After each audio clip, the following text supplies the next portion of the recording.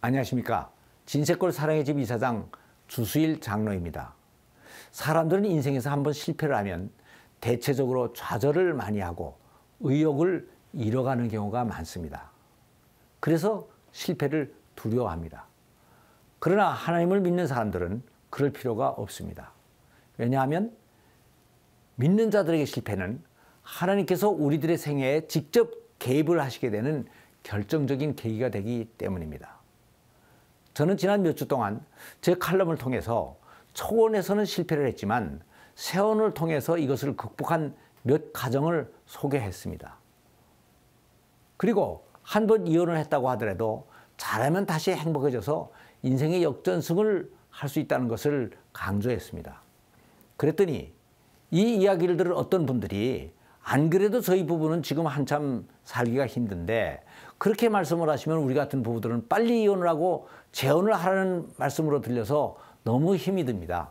라고 하소연을 해왔습니다. 그래서 저는 이분들에게 꼭 해드리고 싶은 말씀이 있습니다.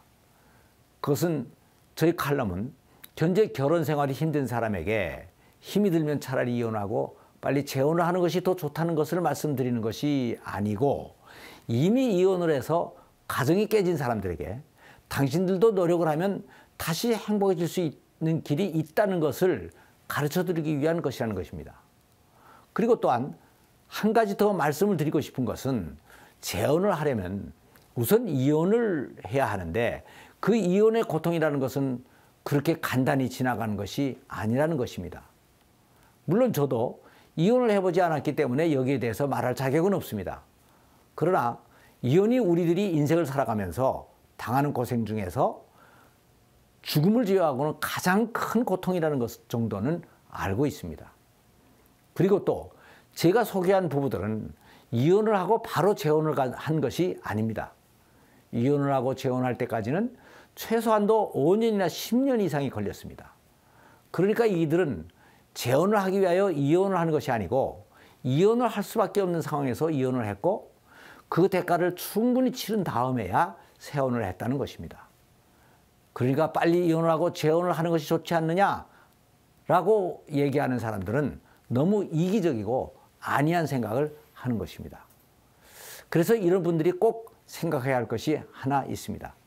그것은 재혼을 해서 가정생활을 행복하게 역전승을 시킨 사람들이 그 정도의 큰 노력을 초원에서 했더라면 우선 가정이 깨어지지를 않았을 것이고 재혼을 하고 행복해진 경우보다도 훨씬 더 멋있고 행복한 결혼 생활을 계속할 수가 있었을 것이라는 것입니다. 결혼 생활에서 행복은 누구를 만나는가 하는 데 있지를 않습니다. 결혼 후에 어떻게 살아가느냐 하는 데에 있는 것입니다. 위에서 예를 들은 가정들이 바로 이것을 증명하고 있습니다. 이들은 다 초혼에서 실패를 하고 나서 자기가 초혼에서 왜 실패를 했는가 하는 이유를 확실히 분석을 하고 깨달았습니다. 그리고 세혼에서는 이러한 시행착오를 더 이상 하지 않기 위해서 철저히 노력을 했습니다. 그래서 결혼을 한 후에도 세혼자의 모임을 따로 가지면서 부부 세미나와 내적 치유 등의 공부를 계속했고 자기 자신과 가정을 신앙적으로 바로 세우기 위해서 피나는 노력들을 했습니다. 그러다 보니까 신앙생활이 막연하게 교회만을 다니는 종교적인 것으로 끝나지를 않고 삶의 모든 상황에서 말씀을 적용하게 되는 실제적인 신앙으로 바뀌었던 것입니다.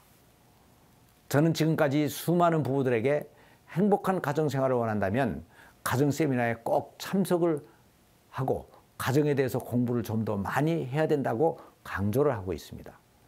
그러면 대부분의 부부들이 우리들은 문제가 없는데요 라고 하면서 참석을 기피합니다. 그러니까 이런 사람들은 가정에 대해서 가정생활은 자기가 상식적으로 그냥 해가면 되는 거지 무슨 특별한 공부나 노력을 투자해야 되느냐라고 생각들을 하는 것입니다. 그러나 제가 위에서 소개한 세혼자들은 그렇지가 않았습니다. 가정에 대해서도 뭔가 더 배워야 된다고 생각하고 노력을 해야 된다고 생각들을 하였기에 여기에 대해서 상당한 투자를 했던 것입니다. 그런데 이들이 초원에서 실패가 없었더라면 그렇게까지 특별히 가정에 대해서 노력을 하고 시간을 투자하지를 않았을 것입니다. 사실은 제가 강의를 할 때 보면 저 자신도 100% 실천하지 못하는 것들을 이건 이렇게 해야 하고 저건 저렇게 해야 된다고 원칙론적인 것을 많이 강의를 합니다.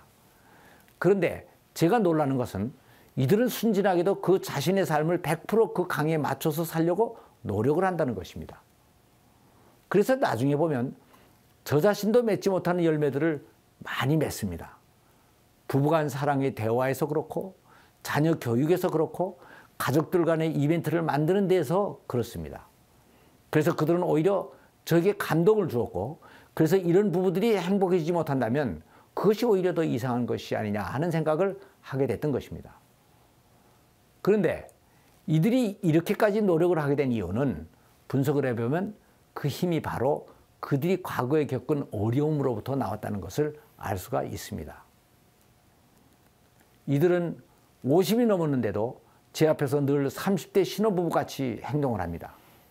그래서 저는 아니 누가 신혼부부가 아니랄까 봐 그렇게 유별나게 놉니까? 하고 농담조에 핀찬을 주면 지금까지 우리들이 얼마나 힘들게 살아왔는지 장로님 아세요? 그래서 뒤늦게라도 좀 행복해져 보려고 그러는 거니까 좀 이해해 주세요. 그리고 저희들은 그동안 누리지 못한 사랑을 뒤늦게라도 다 해보기로 했거든요. 하면서 더 닭살 돋는 장면을 연출을 하는 것입니다. 기업을 경영할 때 보면 대차대조표에서 사용한 경비는 부채가 아니고 자산에 들어갑니다. 그 이유는 경비는 그 후에 거기에 상당하는 많은 이익금을 만들어주기 때문입니다. 이것은 인생에서도 마찬가지입니다. 인생에서 실패는 부채가 아니고 기업에서의 경비와 같은 자산인 것입니다. 그래서 세혼자들이 인생의 후반부에서 더 행복한 가정을 이루고 인생을 역전승하게 되는 이유도 사실은 그들이 초원에서 당한 실패를 자산으로 잘 활용했기 때문인 것입니다. 성경에 나오는 위인들을 자세히 살펴보면 대부분 다 자신들의 실패나 실수를 자산으로 활용한 믿음의 사람들입니다. 구약의 인물 중에는 아브라함이 그렇고 야곱이 그렇고 요셉이 그렇고 다윗이 그렇습니다. 신약에서는 바로 베드로가 그렇고 바울이 그렇습니다.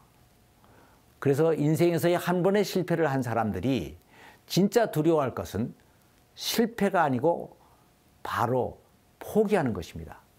다시 도전하는 용기와 의욕을 잃고 포기하는 것은 그 무엇보다도 안 좋은 것입니다. 그리고 제가 이 말씀을 드리면서 다시 한번 강조할 것이 하나 있습니다. 그것은 이 말씀은 부득이한 이유로 이미 싱글이 된 사람들에게 위로와 격려의 말씀으로 드리는 것이지 현재 부부 생활이 힘든 사람에게 힘들면 깨고 다시 시작을 하라는 그런 말을 드리는 것이 절대로 아닌 것입니다. 인생에서 시련이 오면 위축되지 않고 적극적으로 받아들이는 것이 아주 중요하고 이것이 바로 용기가 되는 것입니다. 그러나 시련을 일부러 만들어서 그거를 누린다는 것은 자학이고 어리석은 짓이 되는 것일 뿐입니다. 감사합니다.